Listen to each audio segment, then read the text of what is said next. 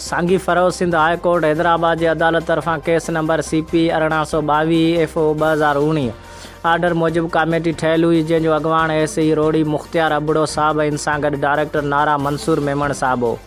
अबड़ो साहब खे हटाए सॼी कमेटी खे गैर फ़ाइल करे कोर्ट जे हुकुमनि जी भञकरी कई वई आहे ऐं मुंड जे बोतारनि जे आशीर्वाद ते आयल नवां नाटिकल ऑफिसर ठहियल वाटर टोड़े पाणी चोरी करणु शुरू करे ॾिनो आहे।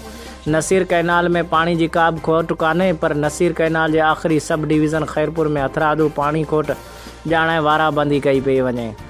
हिन सां खैरपुर गंबो जे 17 शाखनि ते हज़ार एकड़नि ते पोखियल लौंगी ऐं हाइब्रिड मिर्चनि ऐं वणनि जे फसल खे वॾो नुक़सानु थियो आहे ऐं हाणे त पीअण जे लाइ पाणी कोन्हे। शहरनि ऐं ॻोठनि जा वाटर सप्लाई तालाब ख़ाली थी विया आहिनि।